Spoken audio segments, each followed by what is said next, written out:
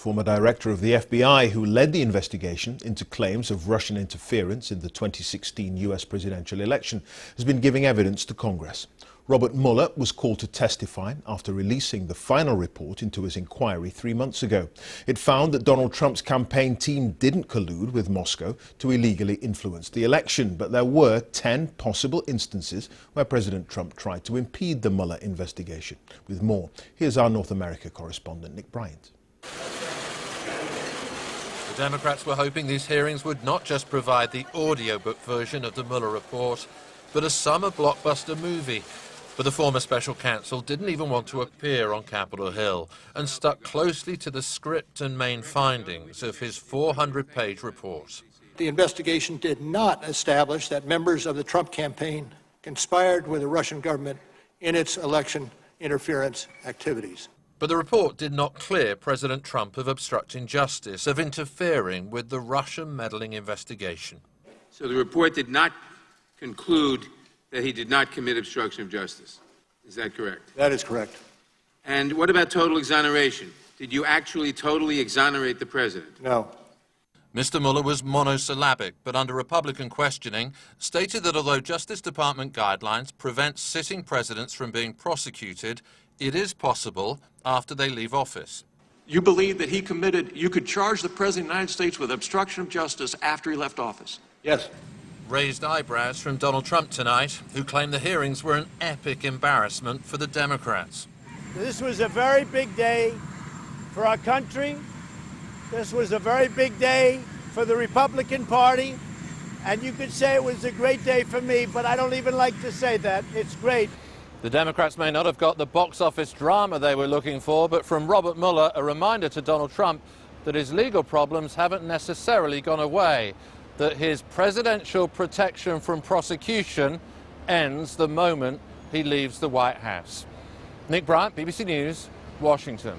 To the United States, and perhaps the most explosive evidence yet from the man tasked with investigating whether Russia influenced President Trump's election in 2016. Back in April, you may remember, Special Counsel Robert Mueller published his report saying his findings spoke for themselves.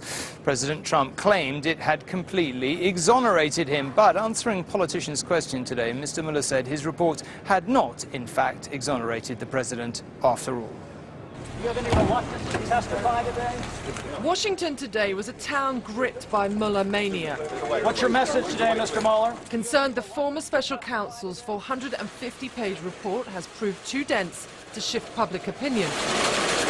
The Democrats subpoenaed him, dragging the respected military man and lawyer before the House to make crystal clear his conclusions. Raise your right hand, please. And that's exactly what he did. And what about total exoneration? Did you actually totally exonerate the president? No. Now, in fact, your report expressly states that it does not exonerate the president. It does. And your investigation actually found, quote, multiple acts by the president that were capable of exerting undue influence over law enforcement investigations, including the Russian interference and obstruction investigations. Is that correct? Correct. And there was this stark warning. Over the course of my career, I have seen a number of challenges to our democracy. The Russian government's effort to interfere in our election is among the most serious. This deserves the attention of every American. But today's committee was bitterly divided, with Republicans accusing the former FBI director of doing the Democrats' bidding. And it's starting to look like, having desperately tried and failed to make a legal case against the president, you made a political case instead. You put it in a paper sack, lit it on fire, dropped it on our porch, rang the doorbell, and ran. Perhaps the freshest line came in response to this Republican's question, something of an own goal. You believe that you could charge the President of the United States with obstruction of justice after he left office? Yes. The most important onlooker was the president, tweeting more than 20 times throughout he'd been exonerated. And leaving the White House tonight, he was undeterred. So we had a very good day today, the Republican Party, our country. There was no defense to this ridiculous hoax, this witch hunt that's been going on for a long time. Robert Mueller left Capitol Hill with his 450 pages boiled down to 10 words. The president did obstruct justice, and he was not exonerated. But if the Democrats are pleased to have the charges laid out so starkly, Donald Trump also appears pleased there were no new charges. And Allegra joins us now. Allegra, does essentially today's evidence bring legal action against the president back onto the agenda on Capitol Hill?